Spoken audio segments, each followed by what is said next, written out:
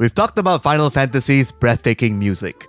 We've even tackled the worst and best games ever in the Mothership franchise.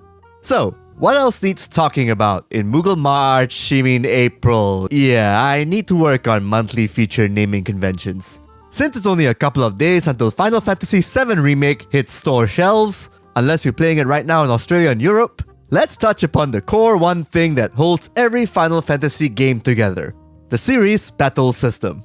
There's always going to be conflict in your epic JRPG tale, so it's fitting that Squaresoft and Square Enix shakes things up with its plethora of combat systems. So how did it go from this to ultimately this? Let's make it hot! Obviously, it wasn't overnight. We can attribute this change to gaming trends and also to Square shaking things up to make things speedy and active. Like for instance, the first 3 FF games were turn-based, a product of their time. Ideas like the job system and FF2's peculiar level-up shtick were innovative, but it's clear as day that turn-based combat was the way to go. Then came FF4, with its trope-defining story and innovation in the 90s, real-time combat with menus and actions. Squaresoft called their newfound system the Active Time Battle, with its sole purpose being to combine the cerebral bits of turn-based combat with the rush of a real-time title. That's Squaresoft's bread and butter, with nuances and tweaks thrown in like FF5's extended job system for huge customization, FF6 Relic and Esper system, which can potentially turn all your endearing cast members into game-breaking healing and AoE machines, and FF8's Guardian Force system, which lets you link up with summons to gain spells and the nifty ability to turn your Magic the Gathering cards into game-changing items. After 6 games, Squaresoft felt there was time to mix it up a little, which leads us to... Around this time and onwards, Square felt like they could do no wrong, so they started experimenting. A lot. Final Fantasy X went straight to turn-based combat, but with some additions like seeing your allies and enemies' actions ahead of time and planning ahead. Doing small actions make you get extra turns ahead of time, while casting a big-ass spell like Ultima will set you back a couple more, leaving enemies to take multiple pot shots while you're a sitting duck. FF11 and FF14, both the shitty and awesome versions, is about its real-time MMO combat in a seamless open-world setting where monsters roam freely.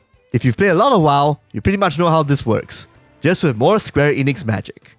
Ditto for FF12, with the fancy title Active Dimension Combat, but you now have a 3-person party to worry about, and also a gambit system to dish out auto-commands with conditional triggers and whatnot. It was a polarizing entry at the time, but fans grew to like it. Eventually. Which is more than I can say for the next entry that launched... At this time, Square is synonymous with the word experimentation, if the past decade wasn't a clear indication of the company's shifting gears. Unfortunately, their latest FF title at the time, 2009's Final Fantasy XIII, had a more style over substance command synergy battle system.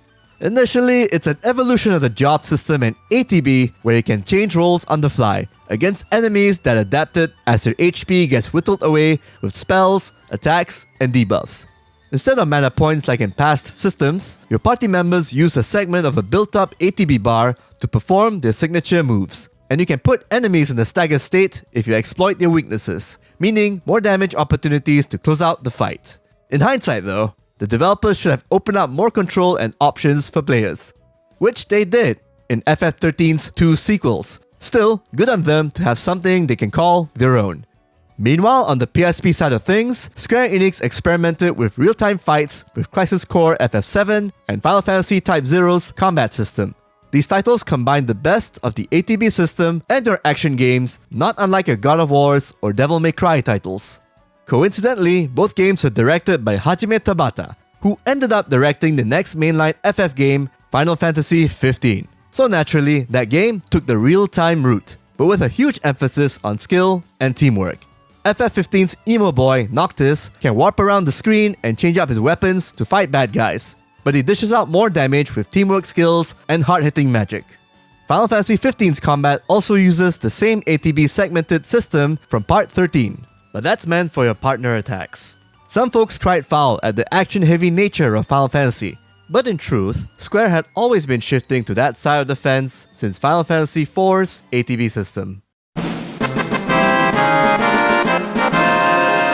All of Square's innovations and iterations culminate with Final Fantasy VII Remake, which not only takes the best bits of Crisis Core and FF15, but also gives more party control. You can now switch between FF7's lovable cast, now with their own skill set and fighting styles. Cloud can shift between an attacker stance and a defending stance. Barret is all about ranged attacks and gunning down fools from afar. I play the fool.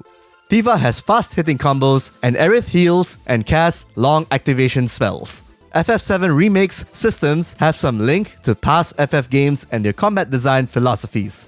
Advanced designing technologies now make certain tropes like battle transitions a thing of the past, while also combining the intricacies of turn-based menu shuffling and selections with the thrills of real-time fighting. Yet the company still retains the old-school nature of its legacy. Summons, elemental weaknesses, customization up the wazoo, killing the undead if you're tough to Phoenix down, you know the drill. Just as Final Fantasy VII pays tribute to its 2D predecessors by iterating on their systems and mechanics, Final Fantasy VII Remake does the same, only this time pulling from a richer history of many genre-defying games. It is an intriguing mix that could only exist in this current generation. For this reason alone, it's no surprise that the FF7 Remake is a completely different beast from its original counterpart. It has to be different because Final Fantasy VII's foundation was built upon the idea of sparking change and revolutionizing how a game could be played. The series as a whole has shuddered against stagnation. It will be folly on the company's part to expect a highly anticipated remake that chooses to flounder in the past. Thanks again for tuning in.